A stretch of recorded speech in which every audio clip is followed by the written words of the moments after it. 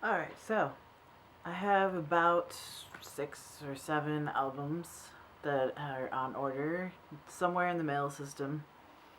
But obviously, with the stuff going on with COVID, a lot of stuff's being delayed, so it looks like I'm not going to get any records to open for a little bit, even though I have a lot that I really, really want on the way somewhere. Hopefully, they'll get to me in one piece.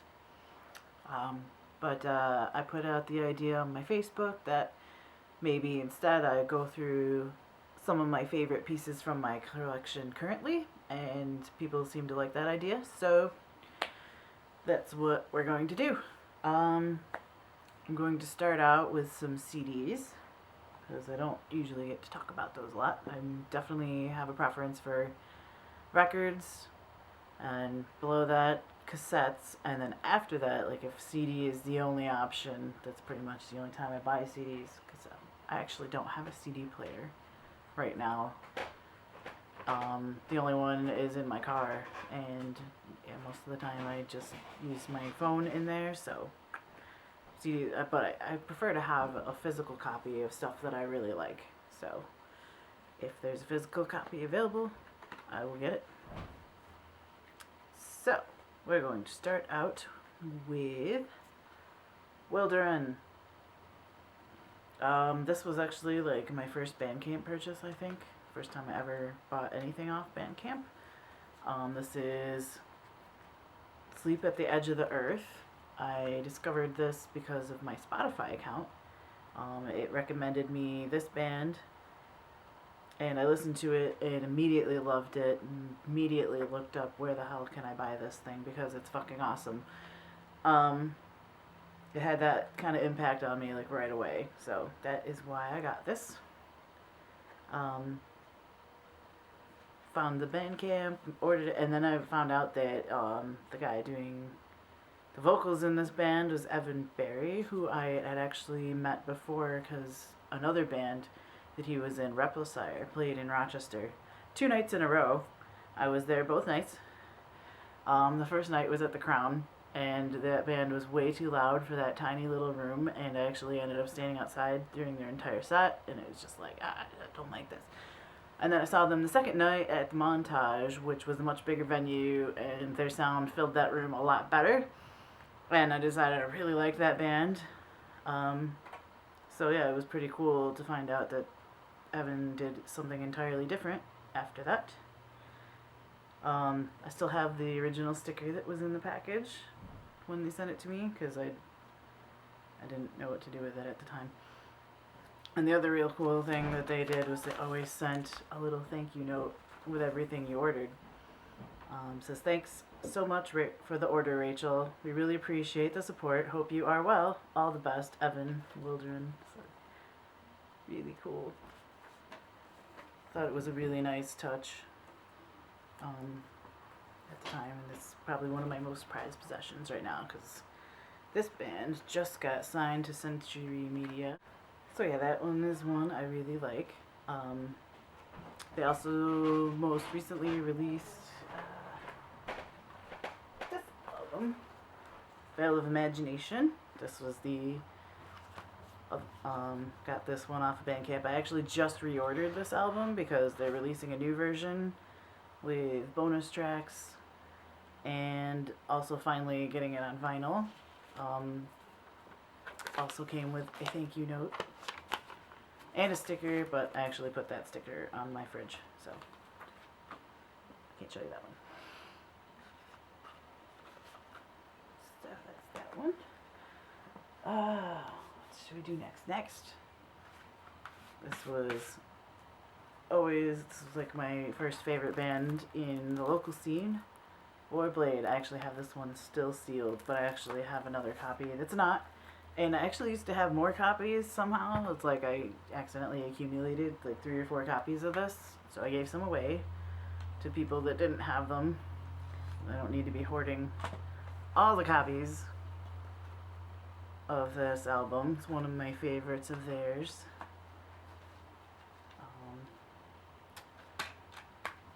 I don't know if you can actually find this album. Actually, this is the only one of theirs that's actually on Spotify.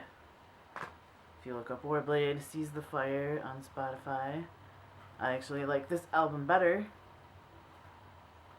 This is the Phantom Blaze. Those are the only two, well, aside from their last little release, those are the only ones that I have physical copies of.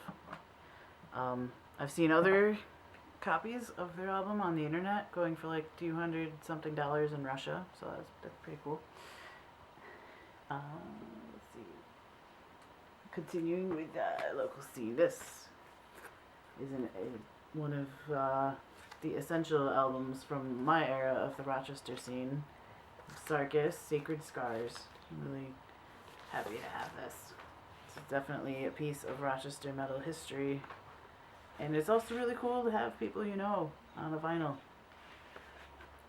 It's got a nice vinyl. It comes with a really cool book of artwork. Like, I love that they put so much into this.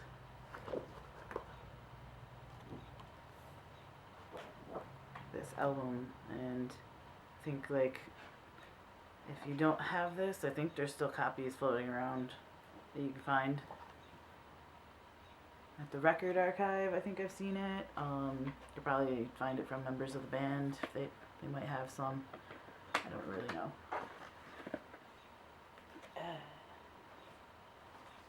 Also, I have the Halo Thane album that I'm actually on. This is the coolest part of this for me.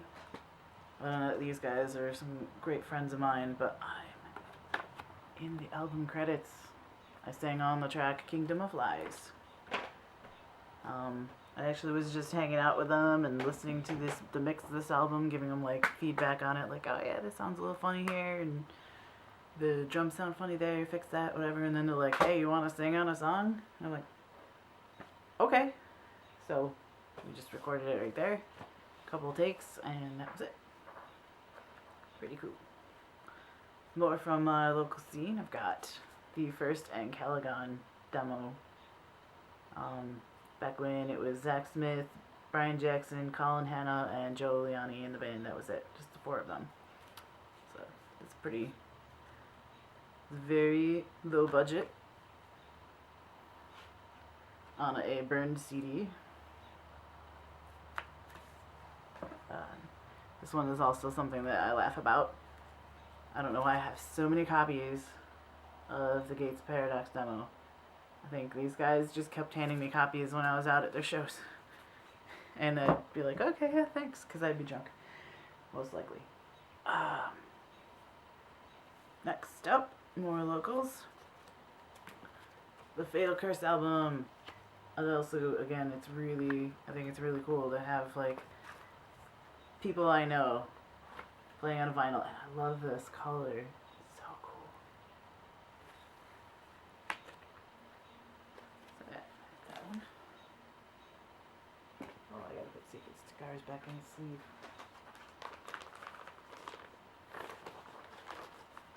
Oh, that is beat up. Really need to order more of these things.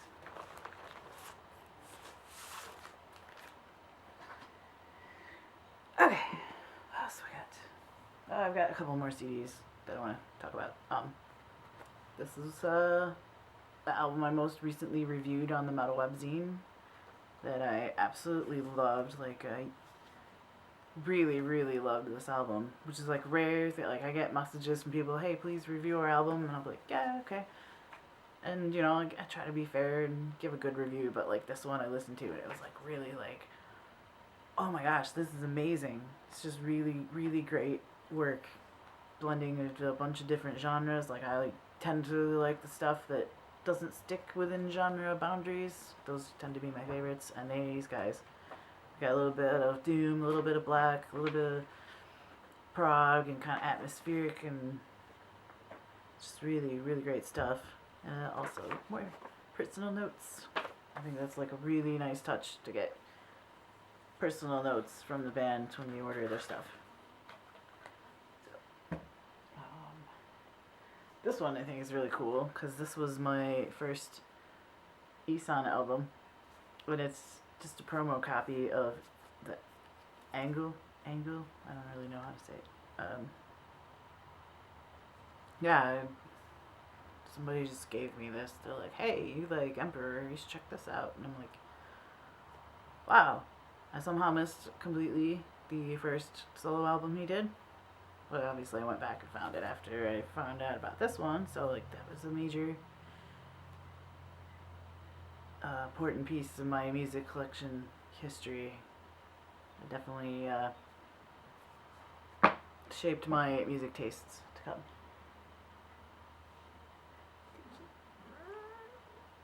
Valkyrie likes to be part of my videos. Come here. Say hi, everybody.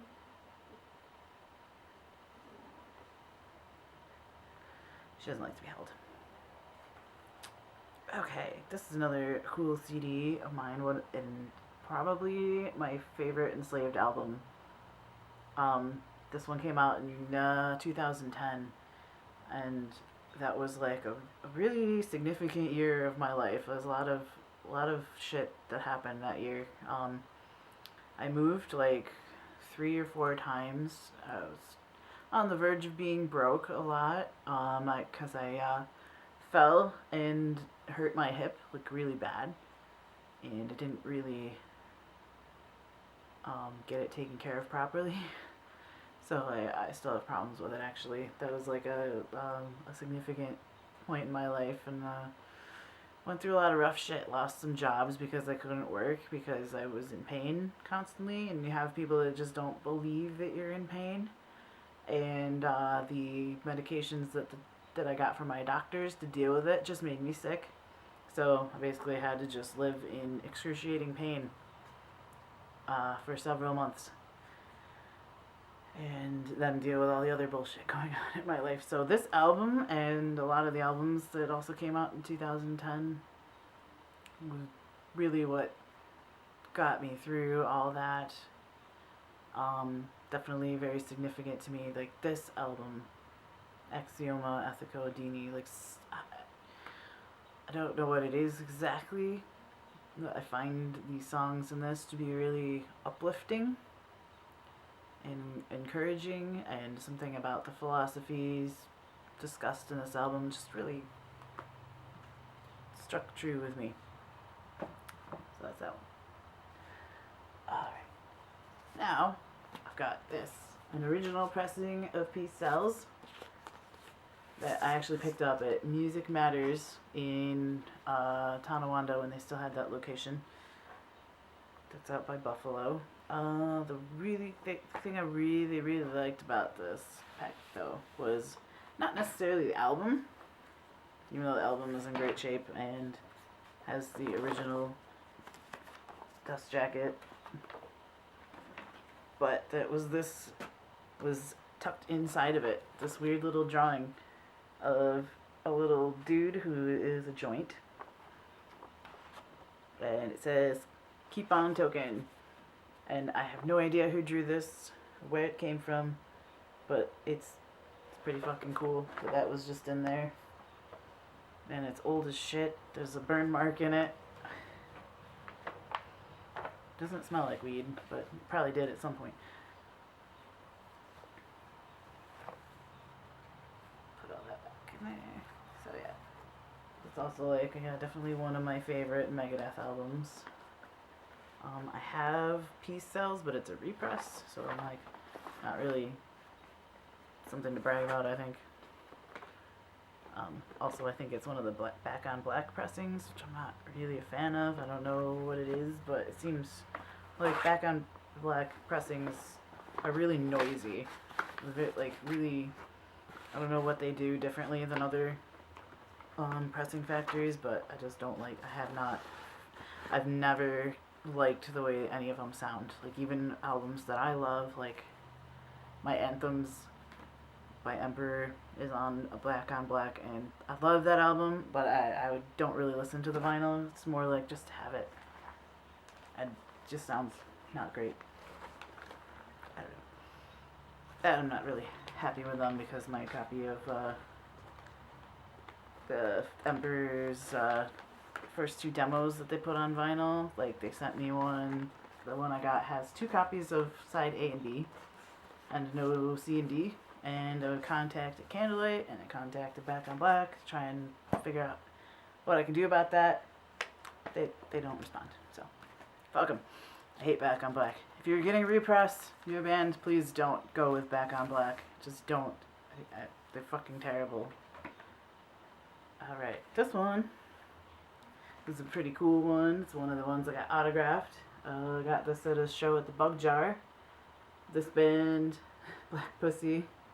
They're interesting. They're kind of like I don't know, like disco-y, just like groovy music, you know, just something to dance to. They're really fun.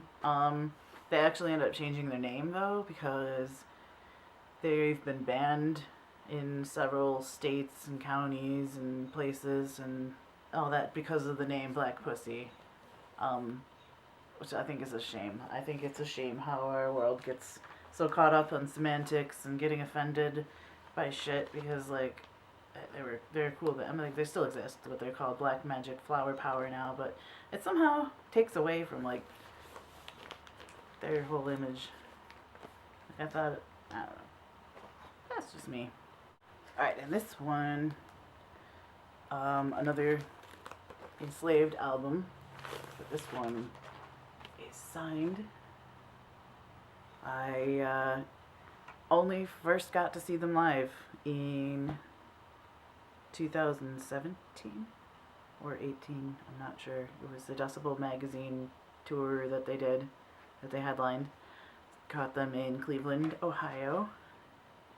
And yeah, I got the album directly from them, which was great because I'd been looking in all of the local record stores for this album and nobody had it.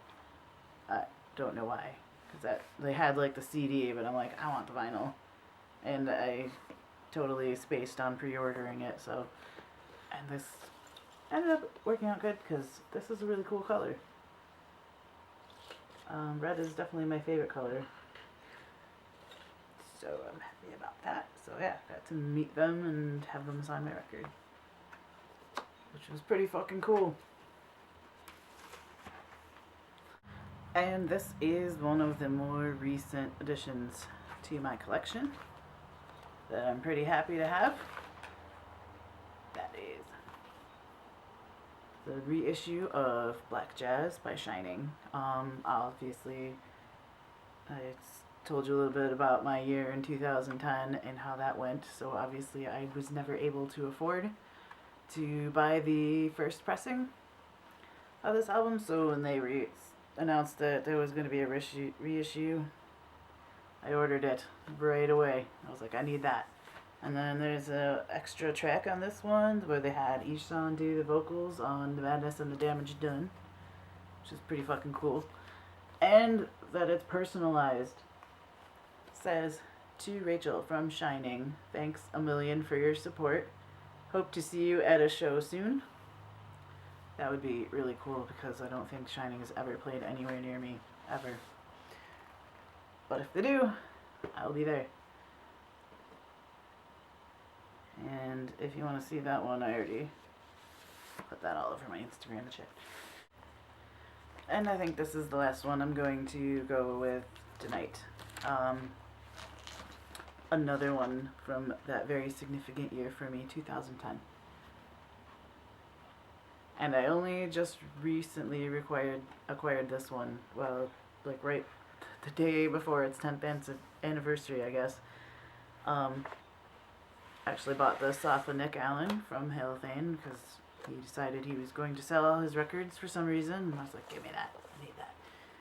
It's the clear vinyl. That is really fucking cool. Like, I don't have many that are like completely clear. I have a lot of opaque and I have a lot of white, but these.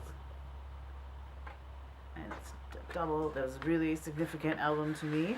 Like, really solidified me as being a fan of Ishan's solo work. Like the first 2 albums I thought were like kind of like extensions of Emperor, and I felt like this was the first one where he really deviated from that sound and really got a lot more dynamic and diverse, and had the like really really heavy stuff, but also a lot of really light stuff in there. And then like with the addition of the saxophone, that was like mind blowing to me. I could never really like thought about saxophone being a metal instrument, but it fucking worked, and it was amazing. And I wouldn't even know who Jurgen Munkeby or Shining was if it wasn't for that album. So that one's pretty sweet. I'll probably do another episode where I go through my cassettes, so look out for that one next.